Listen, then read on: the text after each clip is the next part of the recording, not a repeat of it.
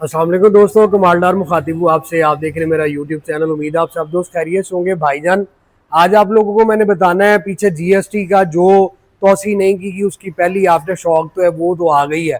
Toyota वालों ने announce कर दी है इसकी न्यू प्राइस।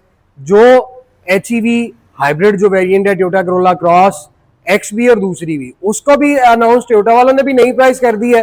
और पीछे रह गया था होंडा, क्योंकि होंडा की एचआरवी हाइब्रिड है तो उन्होंने भी नई प्राइस है वो अपनी अनाउंस कर दी है। आप लोगों को पीछे मैंने वीडियो बताया था और बहुत सारे लोग जो है वो, क्योंकि मुझे मेरे बड़े मोहतरम मेरे सारे आप लोग भाई हैं, प्यार करने वाले हैं, बहुत सारे दोस्त ऐसे कहते हैं कि इग्नोर कर दिए करें, लेकिन भाई मेरी कोशिश होती है कि मैं उन लोगों को भी बताऊं जो अक्सर नेगेटिव मैसेज ही करते हैं कि इसको पता कख नहीं है, ये अपने पास ही प्राइस बढ़ा देता है, ये हो गया वो हो गया, फेक है, कुछ भी नहीं होना।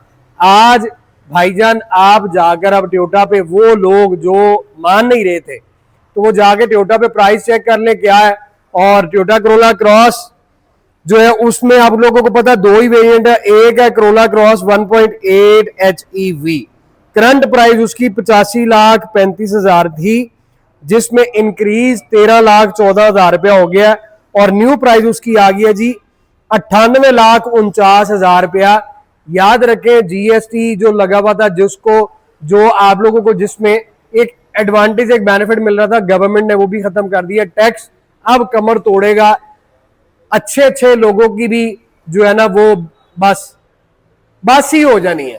क्योंकि पहले तो था कि जी आम बंदा आम तबका क्या करेगा जो ऑल्टो खरीदने वाला, लेकिन अब ऊपर वाले लोग जो है वो भी पिसेंगे इस टैक्स की जद में आकर, उनका भी कख नहीं रहना। तो Corolla cross 1.8 HEV x variant जो है जिसकी प्राइस करंट 79 लाख यानी कि 89,35,000 थी मेरे मोहतरम, उसकी प्राइस में भी 13,64,000 रुपए का फर्क आ गया है। और अब उसकी करंट प्राइस 1,02,99,000 रुपया हो गई है। टोयोटा वालों ने ये प्राइस अनाउंस कर दी है। अब आप जाएंगे टोयोटा पर तो भाई आपको ये दोनों वेरिएंट इन नई प्राइस में मिलेंगे, तो वो ख्वाब जो है वो खत्म हो गए, टूट गए कि जो अब आपको 80-90 लाख रुपए की करोला क्रॉस मिलती थी। नई प्राइस आने के बाद पुराने मॉडल की जितनी गाड़ियां हैं उन पर फैक्ट पड़ेगा। क्या आप जब आएंगे 22, 23, 24 मॉडल की लेने, तो जो आपको गाड़ी 70-75 लाख रुपए के अंदर मिल रही थी भाई, अब वो भी प्राइस बढ़कर 70 लाख वाली गाड़ी 75 पे आ जानी है, 75 वाली 80-82 पे चली जानी है। 5-7 लाख रुपए 8 लाख रुपया कहीं नहीं गया, उनकी प्राइस भी बड़े आराम से बढ़ जानी है।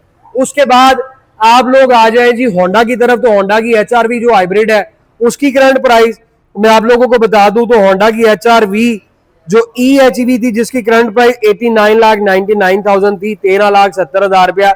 जीएसटी की तोसी खत्म होने के बाद उसका जो है 13,70,000 बढ़ गया। अब वो होंडा ने जो अनाउंस की है प्राइस वो 1,03,69,000 रुपया प्राइस अनाउंस की है भाई। 13 लाख रुपया टोयोटा वालों ने भी अपनी हाइब्रिड गाड़ियों में बढ़ा दी है और होंडा वालों ने भी अनाउंस कर दिया, क्योंकि इनको बड़ी जल्दी है कि हम लोग प्राइस बढ़ा दें।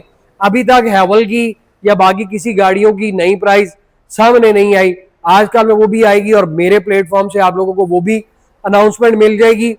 बात ये करें कि क्या हमारे मुल्क में ये टैक्स लगने चाहिए, क्या इतनी प्राइस बढ़नी चाहिए, मैसेज में आप मुझे बताएं। मैं तो कहूंगा बिल्कुल नहीं बढ़नी चाहिए।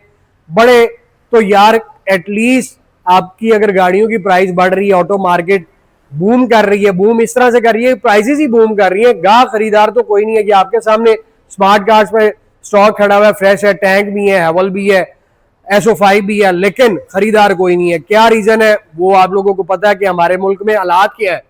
तो ये टैक्स बढ़े तब जब कोई खरीदार हो, आप टैक्स बढ़ा दे, प्राइस 10-20 लाख रुपए बढ़ा दे, फायदा क्या होगा? आपका यूनिट उधर का उधर ही है, सेल जो है वो और कम हो जाएगी, यूज यूनिट जो है वो थोड़ा ज्यादा बिकना शुरू हो जाएगा, लेकिन वो भी वो लोग खरीदेंगे जिनको बहुत ज्यादा जरूरत है। मैं आप लोगों को क्या सजेस्ट करूं, मैं तो आप लोगों को अभी 0 मीटर गाड़ी खरीदने का बिल्कुल भी नहीं कहूंगा।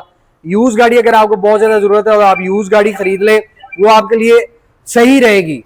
लेकिन होंडा HRV भी सेल उसकी पहले स्लो थी, अब उसमें 13 लाख रुपए का इजाफा कर दिया, तो वो और ज्यादा डेड हो जानी है।